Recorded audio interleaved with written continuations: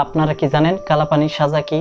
কালাপানির সাজা এমন একটি সাজা যেই সাজার নাম শুনলে কয়েদিরা ভয়ে কাঁপতো। কয়েদিরা ভুল করেও কালাপানির সাজার নাম শুনতে চেত না। জেলের কয়েদিরা মনে মনে ভাবতো যে এই সাজা পাওয়ার চেয়ে আমার মৃত্যু হলেই অনেকটাই ভালো হতো। এর জন্য আপনাদেরকে দেখাতে চলেছি কালাপানির সাজা কি আর কিভাবে দেওয়া হয়, যেগুলো দেখার পর আপনারা হয়তো শিউরে উঠবেন। তাহলে শুরু করা যাক আজকের ভিডিওটি। এই কালাপানির সাজা ভারতবর্ষ স্বাধীন হওয়া পূর্ব পর্যন্ত প্রচলিত ছিল। ইংরেজরা যখন ভারতবর্ষ স্বাধীন করত তখন ফাঁসির পরে রয়েছে দ্বিতীয় স্থানে কালাপানির সাজা। এই সাজা বলা হয়ে থাকে মৃত্যুর চেয়েও অনেক ভয়ঙ্কর হয়ে থাকে। ভুল করেও এই সাজা কেউ গ্রহণ করতে চাইতো না। বন্ধুরা, কালাপানি হচ্ছে আন্দামান নিকোবর দ্বীপপুঞ্জর জেল বা বন্দিশালা।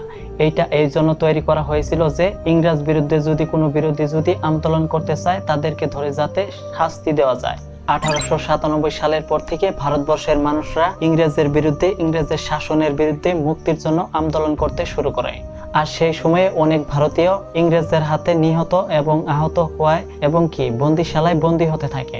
আর সেই সময়ে যেগুলো ভারতীয় আন্দোলন করত তাদেরকে মৃত্যুদণ্ড এবং কি লম্বা সময় ধরে কারাবাসী করে রাখতো।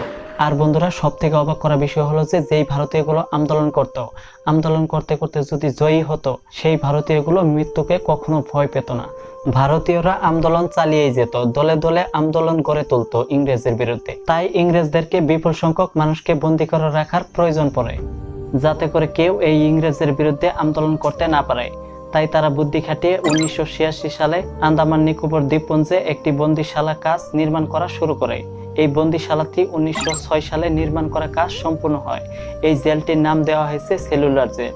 এমন নাম রাখার কারণ হলো জেলের আলাদা আলাদা কয়েদিদের জন্য আলাদা আলাদা সেলের ব্যবস্থা করা হয়েছে। হ্যাঁ বন্ধুরা, আপনারা ঠিকই শুনছেন, আলাদা আলাদা কয়েদিদের জন্য আলাদা আলাদা সেলের ব্যবস্থা রয়েছে। এমন জেল বানানোর কারণ হলো একজন যাতে আরেকজনের সঙ্গে কোনো ধরনের আলাপ আলোচনা করতে না পারে। আপনারা যদি এই পর্যন্ত দেখিয়ে ফেলেছেন, অবশ্যই আপনার মতামত কমেন্টে জানান যে এরকম জেল আপনারা কখনো কি দেখেছেন কি বা শুনেছেন।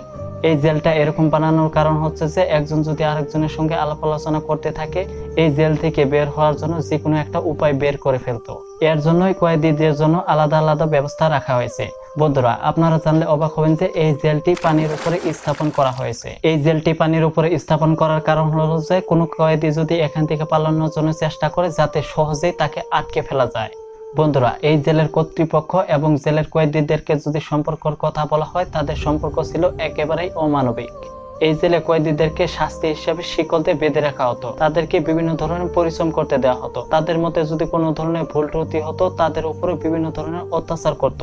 সব থেকে অবাক করা বিষয় হলো যে এই জেল এত কঠোর হওয়া সত্ত্বেও একটা সময়ে 238 জন কয়েদি এখান থেকে পালানোর জন্য পরিকল্পনা করে। তাদের কপাল খারাপ যে এখান থেকে পালানোর জন্য ব্যর্থ হয়, আর তারা ইংরেজের হাতে আবার ধরা পড়ে যায়।